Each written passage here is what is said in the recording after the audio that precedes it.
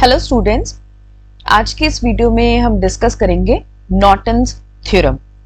तो चलो स्टार्ट करते हैं। सबसे पहले हमारे पास definition. Norton's theorem states that any linear circuit can be simplified to an equivalent circuit consisting of a single current source, which is this IN, and parallel resistance, which is RN, that is connected to a load which is also in parallel, which is RL. तो हमारे पास Norton theorem क्या कहता है कि कोई भी complicated circuit जिसमें हमारे पास बहुत सारे कंपोनेंट्स होंगे, resistance, voltage source, current source, काफी कुछ हो सकता है, उसको हम एक सिंपलर सर्किट में रीड्रॉ कर सकते हैं जिसमें एक करंट सोर्स होगा IN, पैरेलल में RN यानी कि हमारा इक्विवेलेंट रेजिस्टेंस नॉर्टन रेजिस्टेंस, और पैरेलल में RL लोड रेजिस्टेंस। एक्सप्लेनेशन अब स्टार्ट करते हैं। कोई भी एक रैंडम सर्किट में किस तरह से हम नॉर्टन थ्योरम अप्लाई कर सकते हैं और किस तरह से हम नॉर्टन थ्योरम का इक्विवेलेंट सर्किट ड्रॉ कर सकते हैं। मैंने यहाँ पर एक सर्किट डायग्राम अज्यूम कर लिया है। एक वोल्टेज सोर्स है, R1, R2, R3 और RL, ये चार हमारे पास रेजिस्टेंस गिवन है इस सर्किट डायग्राम में। और हमें कैलकुलेट क्या करना है? हमें कैलकुलेट करना है IL current which is flowing through load resistance RL by using Norton theorem. यानी कि सबसे पहले हमें इस सर्किट डायग्राम को नॉर्टन्स इक्विवेलेंट सर्किट में ड्रॉ करना है और उसके बाद हमें IL कैलकुलेट करना है। हम वेरियस स्टेप्स अब डिस्कस कर लेते हैं कि किस तरह से हम किसी भी रैंडम सर्किट को एक नॉर्टन्स इक्विवेलेंट सर्किट में रीड्रॉ कर सकते हैं। तो सबसे पहला जो हमारा स्टेप होता है वो होता है अज्यूम लोड रेजिस्टेंस RL। अब ये जो गिवन सर्किट डायग्राम मैंने यहाँ पर अज्यूम किया है, इसमें ऑलरेडी हमने यहाँ पर ऑलरेडी लिखा हुआ है कि RL ये वाला होगा रेजिस्टेंस, जो लास्ट वाला है लोड रेजिस्टेंस, क्योंकि फाइनली हमें इसमें से करंट भी कैलकुलेट करना है कि क्या फ्लो कर रहा है। तो यही हमें लोड रेजिस्टेंस अज्यूम करना पड़ेगा। बट अगर आपके पास किसी भी प्रॉब्लम या न्यूमेरिकल में वहां पर कहीं मेंशन नहीं है कि कौन सा लोड रेजिस्टेंस लेना है या कौन सा रेजिस्टेंस आपको फाइनल सर्किट डायग्राम में चाहिए, तो आप कोई सा भी as per your convenience resistance को अज्यूम कर सकते हैं लोड रेजिस्टेंस। स्टेप नंबर 2 है हमारा remove RL and calculate short circuit current IN।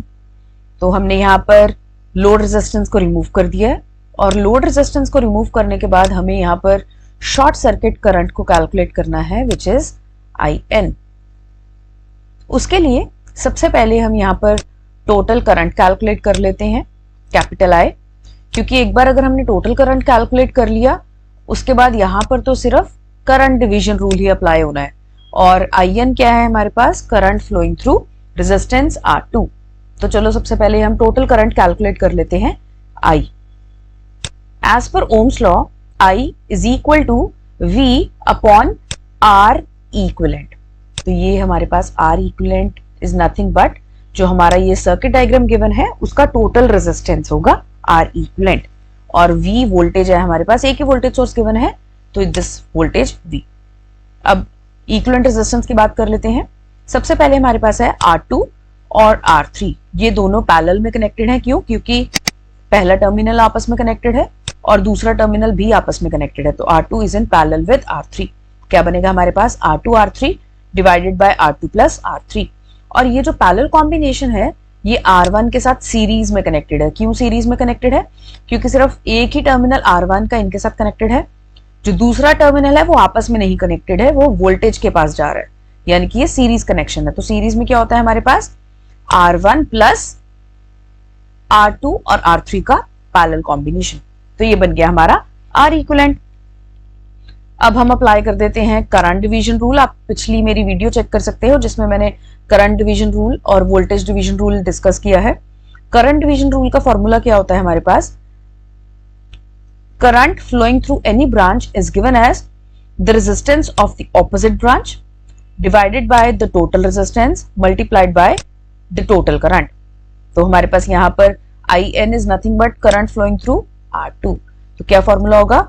Resistance of the opposite branch यानी कि R3 divided by the total resistance यानी कि R2 plus R3 multiplied by the total current. तो total current हमारे पास क्या है? I।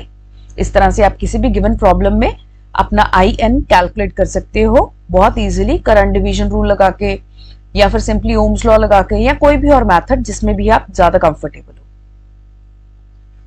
स्टेप नंबर 3 में हम कैलकुलेट करेंगे RN, यानी कि हमारा नॉर्टन्स इक्विवेलेंट रेजिस्टेंस। उसके लिए आपको क्या करना होगा, जितने भी वोल्टेज सोर्सेज गिवन है आपके सर्किट में उनको शॉर्ट सर्किट करना होगा, और अगर आपके पास कोई करंट सोर्स गिवन है आपके सर्किट में तो उसे ओपन सर्किट करना होगा। अब हमारे पास जो सर्किट डायग्राम था उसमें सिर्फ एक वोल्टेज सोर्स ही था, तो आप देखिए मैंने यहाँ पर वोल्टेज सोर्स को रिमूव करके शॉर्ट सर्किट कर दिया है, और कोई करंट सोर्स नहीं था तो हमने उसको छोड़ दिया। अब ये बना हमारा RN कैलकुलेट करने के लिए सर्किट डायग्राम। तो RN जो होता है वो हमेशा RL वाली एरिया से हम कैलकुलेट करते हैं। और एक वेरी इंपॉर्टेंट पॉइंट जो बहुत सब स्टूडेंट्स मिस्टेक भी करते हैं, RN कैलकुलेट करने के लिए जो आपने लोड रेजिस्टेंस को रिमूव करके शॉर्ट सर्किट किया था, आपने शॉर्ट सर्किट नहीं करना है, आपने सिर्फ और सिर्फ लोड रेजिस्टेंस को निकाल देना है और वो एज इट इज ही ओपन सर्किट रहेगा। शॉर्ट सर्किट हम स्टेप नंबर 2 के लिए करते हैं, बट इसके लिए RN कैलकुलेट करने के लिए आपको कहीं भी शॉर्ट सर्किट नहीं करना है, क्योंकि उससे क्या होगा ना, सारा रिजल्ट ही चेंज हो जाएगा। तो मेक श्योर आपने यहाँ पर शॉर्ट सर्किट नहीं करना है। अब हम कैलकुलेट कर लेते हैं RN। तो RN क्या है, सबसे पहले हमारे पास R1 और R3 दोनों पैरेलल कॉम्बिनेशन है। पैरेलल क्यों, क्योंकि दोनों ही टर्मिनल्स आपस में कनेक्टेड हैं डायरेक्टली। तो ये हो गया हमारे पास parallel combination of R1 and R3, that is R1 into R3 divided by R1 plus R3। उसके बाद ये जो पैरेलल कॉम्बिनेशन है वो R2 के साथ डायरेक्टली हमारे पास सीरीज में कनेक्टेड है। क्यों सीरीज में कनेक्टेड है, क्योंकि एक ही टर्मिनल आपस में कनेक्टेड है, दूसरा तो ओपन है, कनेक्टेड नहीं है आपस में। तो ये हो गया सीरीज, यानी कि R2 प्लस मतलब सीरीज कनेक्शन, और क्या होगा हमारे पास प्लस में R1 और R3 का पैरेलल कॉम्बिनेशन। तो ये बन गया हमारा RN। और फाइनली स्टेप नंबर 4 है हमारा ड्रॉ नॉर्टन्स इक्विवेलेंट सर्किट। तो नॉर्टन्स इक्विवेलेंट सर्किट क्या होता है हमारे पास, IN जो हमने स्टेप नंबर 2 में कैलकुलेट किया, इन पैरेलल विद RN जो हमने स्टेप नंबर 3 में कैलकुलेट किया, इन पैरेलल विद RL जो हमने स्टेप नंबर 1 में अज्यूम किया था। अब हमने क्या यहाँ पर डिस्कस करना था कि क्या करंट है जो फ्लो कर रहा है RL में से, यानी कि हमें यहाँ पर IL को कैलकुलेट करना है। वंस अगेन हम यहाँ पर अप्लाई कर सकते हैं बहुत इजीली अपना current division rule. As per current division rule, the resistance of the opposite branch यानी कि RN divided by the total resistance यानी कि RN plus RL multiplied by the total current यानी कि IN। तो इस तरह से हम IL कैलकुलेट कर सकते हैं with the help of Norton's theorem. अब मैं यहाँ पर एक एग्जांपल ले रही हूं जिसमें हम ट्राई करेंगे नॉर्टन्स थ्योरम अप्लाई करने का, और किस तरह से हम सारे स्टेप्स को फॉलो कर सकते हैं एक सैंपल प्रॉब्लम में। अब मैंने यहाँ पर एक ये प्रॉब्लम ले ली है, और हमें करना क्या है, कैलकुलेट नॉर्टन्स इक्विवेलेंट सर्किट, यानी कि इस सर्किट डायग्राम को हमें सिर्फ नॉर्टन्स इक्विवेलेंट सर्किट में ड्रॉ करना है। सबसे पहले है हमारा स्टेप नंबर 1। स्टेप नंबर 1 हमारा क्या होता है, अज्यूम RL। अब यहां पर हमारे पास गिवन था प्रॉब्लम में कि ये हमारा लोड है R2, तो हमने अज्यूम कर लिया लोड R2 विच इज 2 ओम, ये हमारा लोड रेजिस्टेंस हो गया। बट अगर ये प्रॉब्लम में ना लिखा होता लोड, तो आप R1, R3, R2 तीनों रेजिस्टेंस में से किसी भी रेजिस्टेंस को अज्यूम कर सकते हो load resistance. Step number 2, remove RL and calculate short circuit current IN। तो यहां से हमने लोड रेजिस्टेंस को रिमूव कर दिया और कैलकुलेट करेंगे हम यहां पर शॉर्ट सर्किट करंट IN। आप यहां पर mesh analysis, nodal analysis, KVL, KCL कोई भी मेथड अप्लाई कर सकते हो, बट जो सबसे इजीएस्ट मेथड होता है वो हर एक नॉर्टन थ्योरम क्वेश्चन में अप्लाई हो जाता है, वो होता है ओम्स लॉ। क्योंकि आपको पता ही है कि जो करंट होता है वो शॉर्टेस्ट रेजिस्टेंस पाथ से फ्लो करता है। जब आपने इसको शॉर्ट सर्किट कर दिया, अब यहाँ पर टेक्निकली तो आपको क्या दिख रहा है, जीरो रेजिस्टेंस है, तो सारा जो करंट है वो यहीं से ही फ्लो कर जाएगा, यानी कि I1 प्लस I2। I1 क्या है हमारा, V अपॉन R, तो V upon R 28/4 7। Similarly 7 upon 1 that is 7 amperes. तो टोटल करंट IN हमारा क्या हो गया, I1 plus I2 that is 14 amperes. अगर आप कोई और मेथड भी फॉलो करते हैं आंसर आपको सेम ही मिलेगा 14 एम्पियर। बट ये सबसे ज्यादा इजीएस्ट मेथड होता है किसी भी आपका नॉर्टन थ्योरम में अप्लाई करने के लिए। स्टेप नंबर थ्री हम क्या करते हैं, कैलकुलेट RN। तो उसके लिए हमारे पास अगर वोल्टेज सोर्स है तो उसको हम रिमूव करके शॉर्ट सर्किट करते हैं, और करंट सोर्स है उसको रिमूव करके हम ओपन सर्किट करते हैं। मेरे पास इस सर्किट डायग्राम में दो वोल्टेज सोर्स थे, एक यहां पर था और एक यहां पर था। तो हमने दोनों ही वोल्टेज सोर्सेस को रिमूव करके शॉर्ट सर्किट कर दिया है।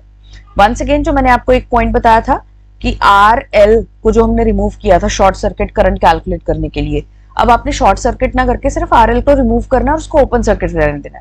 ये बहुत ही इंपॉर्टेंट पॉइंट है और ये काफी ज्यादा कॉमन मिस्टेक है स्टूडेंट्स में, तो इस चीज का आप ध्यान रखना। अब ये हमारा सर्किट डायग्राम बन गया, तो फाइनली आंसर क्या होगा हमारे पास, 4 ओम और 1 ओम, ये दोनों कैसे हैं हमारे पास पैरेलल में। 4 ओम इज इन पैरेलल विद 1 ओम, तो आंसर हमारे पास क्या आएगा 0.8 ओम। तो डायरेक्टली हमारे पास दोनों ही टर्मिनल्स आपस में ही कनेक्टेड है, इसीलिए मैंने यहां पर आपको बताया है कि 4 ओम और 1 ओम आपस में पैरेलली कनेक्टेड है। और स्टेप नंबर 4 क्या होता है हमारा, ड्रॉ नॉर्टन्स इक्विवेलेंट सर्किट। तो नॉर्टन्स इक्विवेलेंट सर्किट क्या होता है, IN in parallel with RN in parallel with RL। IN हमने कैलकुलेट किया 14 एम्पियर, RN हमने कैलकुलेट किया 0.8 ओम और RL हमने अज्यूम किया था 2 ओम। तो ये रहा हमारा नॉर्टन्स इक्विवेलेंट सर्किट। क्योंकि हमारी प्रॉब्लम यहीं तक ही गिवन थी तो हम इस क्वेश्चन को न्यूमेरिकल को यहीं पर छोड़ देंगे।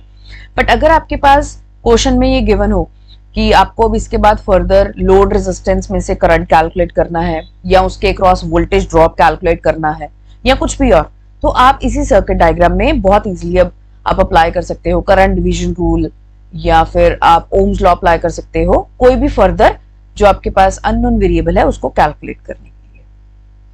Thank you so much students.